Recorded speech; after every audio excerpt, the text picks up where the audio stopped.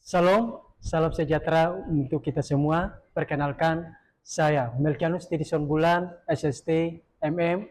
Saya merupakan salah satu dosen tetap di program studi agribisnis perikanan, jurusan Perikanan dan Kelautan, Kampus Politeknik Pertanian Negeri Kupang. Video ini merupakan bagian dari pernyataan diri dalam unjuk kerja Tridharma Perguruan Tinggi atau PDD UKT-PT untuk sertifikasi dosen tahun 2026 gelombang 1 khususnya dalam aspek pengajaran. Pada kesempatan ini saya akan menjelaskan secara singkat mengenai mata kuliah yang saya ampu, yaitu pemasaran hasil perikanan. Mata kuliah ini ditujukan untuk mahasiswa semester 5 dengan kode mata kuliah AGP 514315. Diselenggarakan 16 kali pertemuan tatap muka, yaitu 14 kali pertemuan materi dan praktek, kemudian 1 pertemuan UTS dan 1 pertemuan UAS. Mata kuliah pemasaran hasil perikanan ini membahas secara komprehensif strategi pemasaran produk perikanan, mulai dari konsep dasar, segmentasi, penentuan target pasar, hingga positioning dan bauran pemasaran. Selain itu, mahasiswa juga diajak untuk menganalisis tren global dan teknologi baru dalam industri perikanan, serta mempelajari aspek finansial pemasaran. Pembelajaran berorientasi pada proyek PBL dengan output berupa laporan pemasaran yang mencakup presentasi, revisi, dan pengumpulan laporan final. Luaran mata kuliah ini adalah laporan pemasaran hasil perikanan yang disusun secara bertahap, dipresentasikan, dan direvisi, serta dokumen proyek PBL berupa studi kasus strategi pemasaran.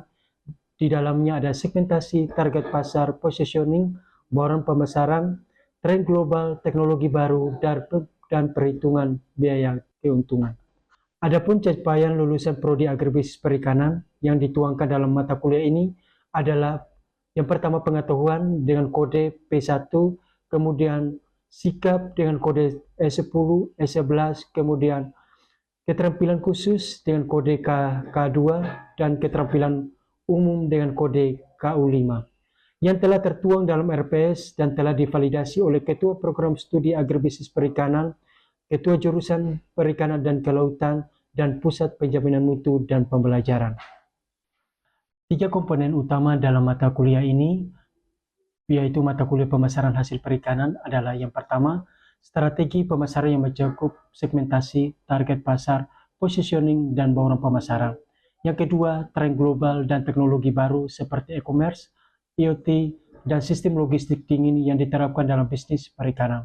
Serta aspek finansial dan penyusunan laporan meliputi perhitungan biaya, produksi, biaya pemasaran, keuntungan bersih, serta penyusunan, presentasi, revisi, dan finansial laporan pemasaran.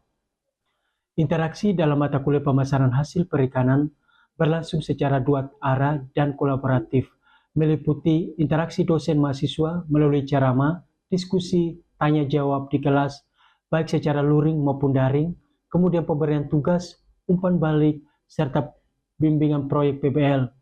Kemudian ada interaksi mahasiswa melalui diskusi kelompok, kerjasama tim dalam penyusunan laporan dan presentasi, serta saling memberikan masukan saat presentasi, dan interaksi mahasiswa materi melalui pembelajaran mandiri di platform e-learning, pengerjaan tugas studi, serta akses referensi utama dan pendukung secara mandiri. Asesmen dalam mata kuliah pemasaran hasil perikanan terdiri dari 2 komponen utama, yaitu penilaian proses 60% yang mencakup aktivitas partisipatif yang terdiri dari sikap, keaktifan, kerjasama tim sebesar 40%, dan hasil proyek PBL berupa dokumen laporan dan studi kasus kelompok sebesar 20%, serta penilaian kognitif atau pengetahuan sebanyak 40% yang terdiri dari tugas 5%, kuis mingguan 5%, UTS 15%, dan UAS 15%. Dengan seluruh komponen dinilai menggunakan rubrik analitik berupa ringkasan, laporan praktik, makalah, presentasi, dan rubrik PBL yang mencakup learning skill, life skill, literacy skill, presentasi, dan kualitas laporan sesuai dengan RPS. Metode pembelajaran dalam mata kuliah pemasaran hasil perikanan menggunakan pendekatan student center yang menggunakan ceramah, diskusi, contextual learning, dan studi kasus, serta diperkuat dengan PBL, di mana mahasiswa menyusun laporan pemasaran secara bertahap. Pembelajaran dilaksanakan secara luring dan daring maksimal 50% melalui platform e-learning Politeknik Kupang dengan media komputer, LCD, dan internet. Literatur yang dipakai dalam menyusun pembelajaran ini adalah dari buku serta jurnal penelitian dan pengabdian yang bereputasi yang memiliki nilai kebaruan untuk mendukung mata kuliah ini, agar mahasiswa dapat mengikuti kebaruan serta kemajuan ilmu pengetahuan dan teknologi masa kini. Baik, berikut video proses pembelajaran pada mata kuliah pemasaran hasil perikanan pada materi pertemuan kelima. Mari kita simak bersama.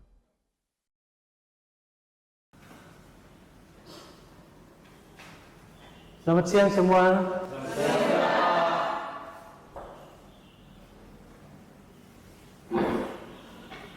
Sehat semua kah? Sehat. Oke. Baik, siang hari ini kita lanjut materi perkuliahan kita. Tapi sebelumnya apa mau tanya, minggu lalu masih ingat materi apa yang kita pelajari bersama-sama? Masih, Pak. Oke, siapa yang mau jawab? Oke, Yasmi, silakan Yasmi. Materi minggu lalu tentang menentukan posisi produk perikanan. Oke, jadi minggu lalu kita sudah belajar tentang menentukan posisi perikanan. Nah, hari ini kita lanjut ke pertemuan berikut, yaitu pertemuan kelima. Jadi pertemuan kelima ini kita akan membahas bersama-sama tentang bauran pemasaran 7P untuk produk perikanan. Baik, sebelum kita masuk lebih lanjut, Pak kasih sedikit pantun biar tambah semangat. Oke, jadi kalau Pak sebut, tolong bilang cakep ya. Oke. Siang hari terik membakar. Cakep. Di pantai bertemu nelayan. Cakep. Mari kita belajar memasarkan. Cakep. Agar hasil tangkapan tak sia-sia. Oke, berikan aplaus untuk kita semua biar tambah semangat. Oke, baik. Jadi topik ini kita bahas untuk pertemuan kelima dan sampai dengan pertemuan ketujuh. Sebelum kita masuk tahu tentang bauran pemasaran itu apa saja, di sini Pak menjelaskan lebih dulu ke kalian tentang kompetensi akhir yang diharapkan dan cakupan materinya apa saja yang kita bahas. Jadi dari pertemuan 5 sampai ke 7, kalian itu bisa merinci ke 7 elemen bauran pemasaran 7P, kemudian menyusun strategi bauran pemasaran sederhana untuk satu produk perikanan tertentu untuk menjawab sub CPMK 5, 6 sampai 7. Nah, di sini kita bahas apa saja. Nah, di sini ada 3 cakupan yang kita bahas di sini untuk materi ini, yaitu yang pertama, apa itu bauran pemasaran. Yang kedua, pentingnya bauran pemasaran. Yang ketiga adalah jenis-jenis bauran pemasaran. Nah, ini adalah beberapa sumber yang Pak pakai, yaitu Pak pakai dari buku maupun dari jurnal-jurnal penelitian Bapak Ibu dosen yang ada di sini. Nah, untuk buku dan jurnal-jurnal yang 5 tahun terakhir akan Pak kirim di e-learning supaya sebagai rujukan untuk kalian juga belajar bukan hanya dari materi yang Pak sampaikan, juga dari buku yang ada dan juga dari literatur dari jurnal yang ada. Ini coba perhatikan semua partikel depan. Oke, lihat di sini ada 4 gambar, di mana A ada 2 gambar, B ada 2 gambar. Oke, pertanyaan Pak, ada yang bisa membedakan ini gambar A dan gambar B? Silakan sebut angkat tangan, sebut nama, silakan. Baik, nama saya Provinsi Projogoto. Iya. Jawab perbedaan gambar dari A dan B. Yang pertama, gambar A itu menggambarkan pemasaran secara modern masih dilakukan di dalam ruangan, dan gambar B dilakukan di pasar. Oke, menurut Lado gambar A itu pemasaran modern, gambar B itu pemasaran tradisional. Oke, ada lagi? Saya Pak. Iya, silakan Umbu.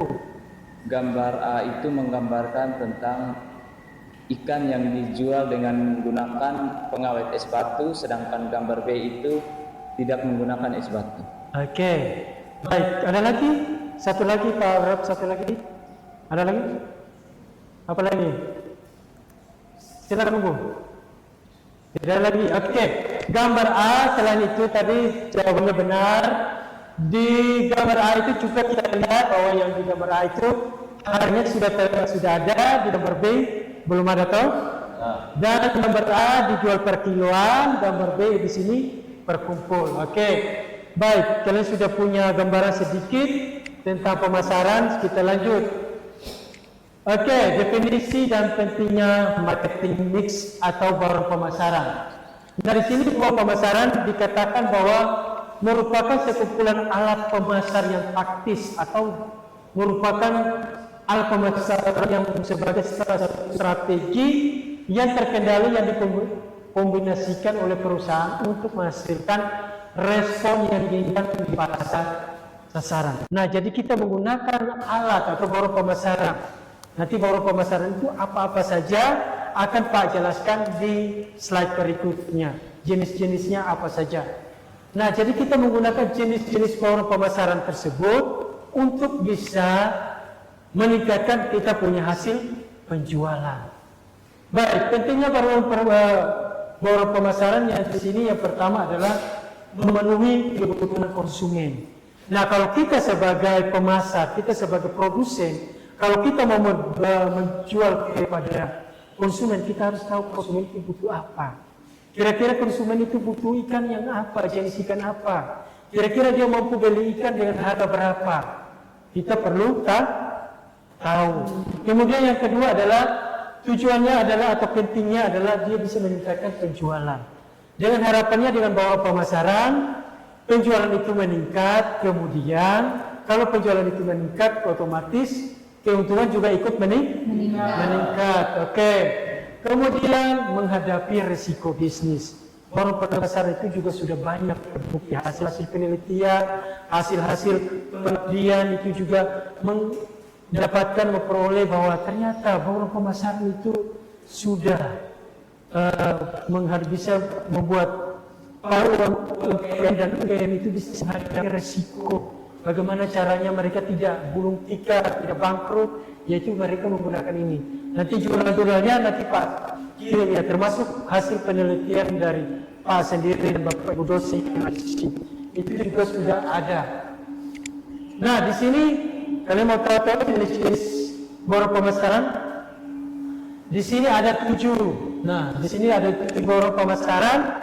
Ada produk, ada harga, ada lokasi, apa lagi? Promosi, apa lagi? Kemudian proses, kemudian bukti fisik. Jadi ada 7. Nah, untuk produk, harga, lokasi, promosi itu ini berkaitan dengan produk, penjualan produk. Sedangkan yang 3 ini berkaitan dengan pelayanan. Pelayanan terhadap di mana orang ketika datang kita layani orang itu seperti apa ini dijawab dari pertemuan. Dijawab dari poin 5, 6, dan 7. Baik, untuk hari ini kita membahas dulu tentang produk. Kita fokus ke produk dulu. Oke, produk di sini dikatakan bahwa sebagai sesuatu yang ditawarkan ke produsen. Ada yang tahu produk perikanan apa yang biasanya kalian tahu yang biasa dijual? Saya Pak. Oke, silakan. Produk apa saja? Produk perikanan yang biasa dijual itu yang pertama ada ikan kakap, ikan tuna, ikan cakalang, udang, dan lain sebagainya. Oke, baik, terima kasih. Jadi itu banyak sekali produk perikanan yang dijual. Nah, di sini produk yang dijual itu diharapkan dikatakan bahwa produk itu segala sesuatu yang ditawarkan oleh produsen untuk diperhatikan. Bagaimana orang mau memperhatikan produk kita? Adanya kita itu memperkenalkan produk kita kepada orang lain. Oh, saya jualkan. Terus diminta, apa yang diminta? Orang minta informasi, berapa harganya? dijual dengan harga berapa dan didapat seperti apa televisinya itu dibuka, terus dicari apa yang dicari, karena ada konsumen yang maunya makan ikan ini, berarti mereka cari ikan itu, terus kemudian dicari, terakhir akan dibeli. Ada orang yang membelikan untuk dikonsumsi, ada juga yang membelikan kemudian dijual kembali. Kalau kita sebagai produsen, misalnya kita sebagai pedagang besar, kita membeli, kita menjual ke pengecer, kemudian pengecer akan menjual ke konsumen. Oke, mengapa produk itu penting? Karena alasan pertama, produk itu adalah fondasi utama. Oke, bagaimana Yonaria? Ada pertanyaan? Saya ingin tanya, Pak. Ya, silakan. Mohon dijelaskan lebih lanjut mengapa dalam bauran pemasaran produk dikatakan sebagai fondasi utama, sementara dalam praktiknya seringkali konsumen justru lebih tertarik pada harga murah atau promosi yang menarik. Oke, baik Yonaria, pertanyaan yang sangat bagus. Kenapa produk itu dikatakan fondasi utama? Kan harga, padahal konsumen itu kadang lebih tertarik dengan harga atau promosi. Jadi kenapa produk itu fondasi utama? Dia itu memiliki jangka panjang. Kalau harga sama promosi itu biasanya lebih jangka pendek. Bagaimana harga bagus, baik orang beli. Tapi kalau kualitas tidak sesuai dengan harapan, di masa depan orang tidak akan membeli lagi. Atau promosi, baik kita mempromosi dengan buat poster yang menarik, baik online maupun offline. Tapi kalau ketika orang konsumsi tidak sesuai dengan mereka punya keinginan, mereka masa depan mereka tidak akan membeli lagi. Jadi kalau kualitas produk itu bagus, di masa depan mau harganya naik tapi dia punya manfaat bagus, dia juga masih segar sesuai dengan harapan konsumen, di masa depan mereka tetap akan membeli lagi. Kamu tidak promosi juga, mereka akan datang cari. Ya seperti itu ya, Yonaria, bagaimana? Terus di sini berpotensi besar kita bisa memulai ikan itu untuk menjadi produk siap saji yang bernilai tinggi.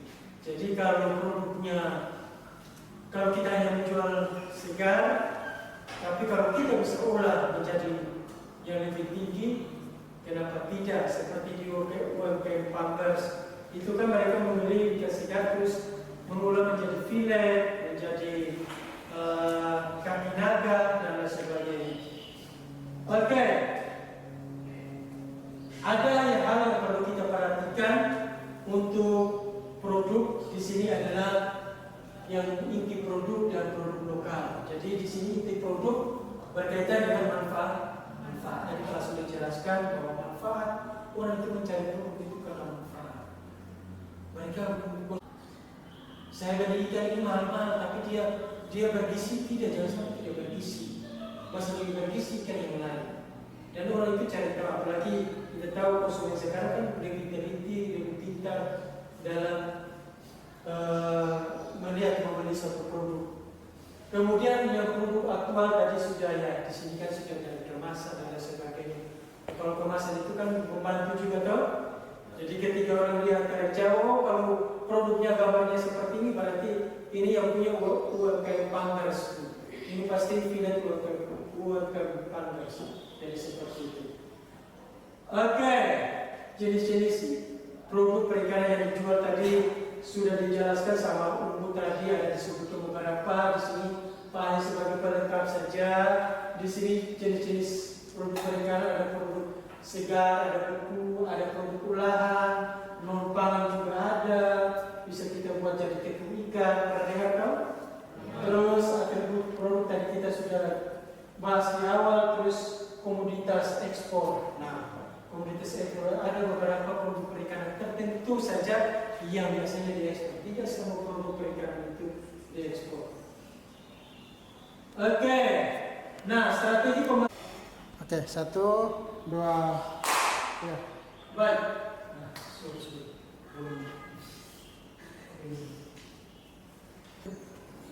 baik, kita lanjut. Strategi pemasaran dari sisi produk. Nah, yang perlu kita perhatikan di sini yaitu ada kurang lebih ada 4 yang tadi Pak sudah sebutkan di awal juga. Yang pertama adalah variasi. Jadi variasi di sini terkait dengan dia itu harus apa tadi? Variasi berdasarkan jenis, variasi harga dan ukuran. Baik. Terus di sini ada produk utama dan produk lengkap. Ada yang kasih ini? Ada yang tahu contohnya? Oke, Yasmin. Produk utama itu seperti ikan hias cupang, sedangkan produk perlengkapan itu seperti akuarium, pompa air, filter air, dan pakan ikan. Oke, baik. Terima kasih Yasmin jawabannya.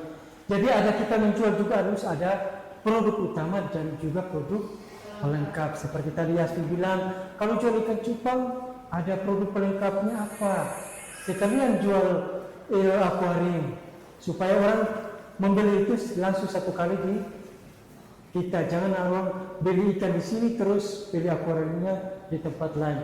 Kemudian berkaitan dengan konsistensi. Jadi kalau konsistensi di sini artinya kita kalau jual hari ini, besok juga tetap jual, seterusnya tetap jual. Jangan hari ini jual, besok tidak jual, nanti pas orang butuh datang cari, orang tidak temukan kita, tidak tahu nih jualnya. Hari ini jual, besoknya tidak jual.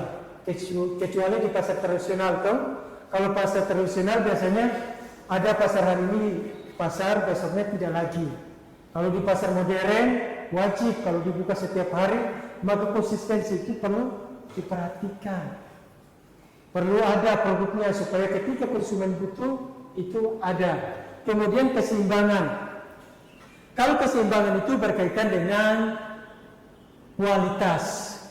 Jadi kalau harga itu orang bilang harga itu harus sesuai dengan kualitas. Kalau harga jangan sampai harga tinggi, kualitas rendah, atau sebaliknya kualitas bagus, harga rendah. Tapi kalau begitu pasti banyak orang yang membeli, ya toh, daripada yang tadi toh. Kalau dari tadi kalau harga tinggi kualitas rendah orang pasti tidak akan membeli. Tapi kalau harga rendah kualitas tinggi pasti orang akan membeli. Jadi perlu melihat keseimbangan kualitas kemudian harga. Oke, sebelum kita tutup untuk bukan tutup ya, kita masuk ke kesimpulan. Ada Pak buka kesempatan untuk bertanya. Siapa mau bertanya silakan. Oke, silakan. Bagaimana cara menentukan strategi produk yang tepat untuk produk perikanan dari daerah kami yang masih terbatas akses pasar? Oke, baik, terima kasih. Pertanyaan nama siapa? Nus. Oke, Nus.